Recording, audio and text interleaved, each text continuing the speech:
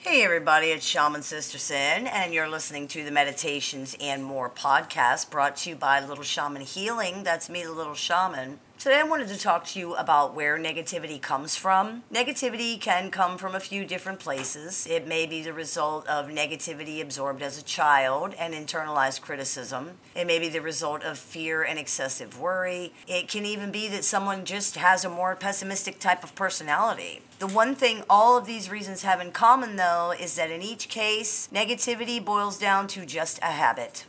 One good thing about negativity is that it's not a mysterious or complex thing the majority of the time. Its origins are usually pretty simple. Regardless of the reason or reasons behind it, negativity is generally just another habit people have gotten into over time. For example, fear is a very powerful motivator, and a lot of negativity is simply fear in disguise. Fear is very important. Without fear, we would do things like walk out in front of traffic or take ridiculous risks and get hurt.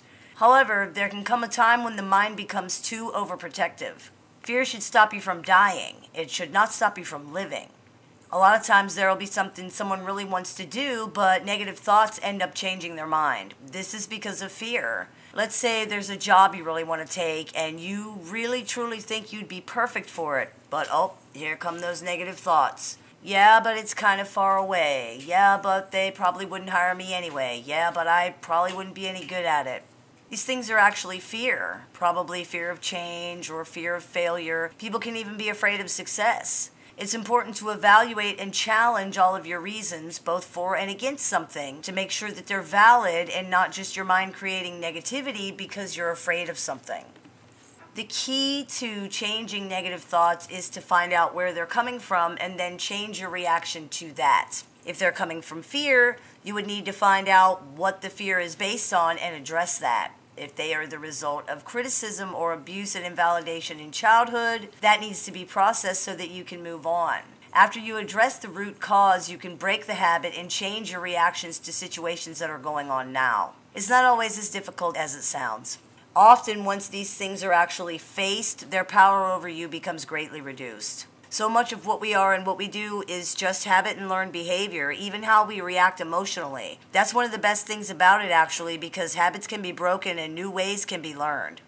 For example, if you're walking down the street and a guy frowns at you as he walks by, if you're prone to negative thoughts, you might think you must have done something to cause that, or you might think to yourself that this person must be a big jerk. You might let it upset you or ruin your whole day.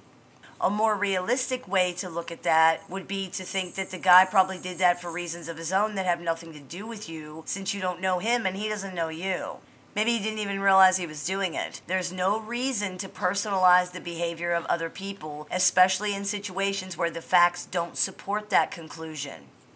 All it really takes to change these things is awareness and a willingness to challenge yourself. This is one reason narcissists have so much trouble changing anything. They are in such deep denial of so many things, and their self-awareness is so limited that they cannot look at their behavior or observe their thoughts the way that non-narcissistic people can.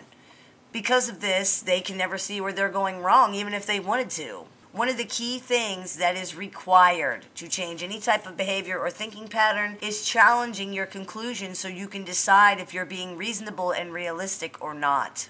They are not able to perceive things realistically, and they cannot even formulate, let alone withstand, any challenges to their conclusions or beliefs anyway. Even working with someone who does this for them is usually extremely problematic. It will still likely end in denial, abuse, and anger because to challenge their beliefs is to threaten their false image, and that cannot be tolerated. If their conclusions and beliefs are being challenged, that must mean they're wrong. As we all know, narcissists cannot be wrong. If you can never be wrong, you can never learn anything. In order to change and learn and grow, you can't be afraid to be wrong, and narcissists most definitely are. They must always be perceived as correct and flawless. To be seen otherwise is to be exposed as a failure, and they fear that probably more than anything else. For non-narcissistic people, the process of unraveling negative thoughts and their causes is usually a lot less complicated. Most people are not in such deep denial, and their perception is usually a lot clearer than people who have a narcissistic disorder. Challenging your thoughts may seem odd when you're not used to it, but people usually see the benefits of doing that pretty quickly. You might be surprised when you learn how much of what we all do really is just a habitual reaction, even our own thoughts and how we think. It's so empowering to learn that, though, because it means you can change it if you don't like it. And seriously, is there anything more powerful than that? Hope this clears a few things up for you. As always, I look forward to your comments, questions, and suggestions, so please keep those coming. I take appointments online and over the phone Monday through Friday. So if you're interested in speaking with me, you can visit littleshaman.org and click the Book an Appointment tab to go ahead and do that. You've been listening to the Meditations and More podcast brought to you by littleshaman.org. That's me, Little Shaman. May the Great Spirit bless you and have a wonderful day.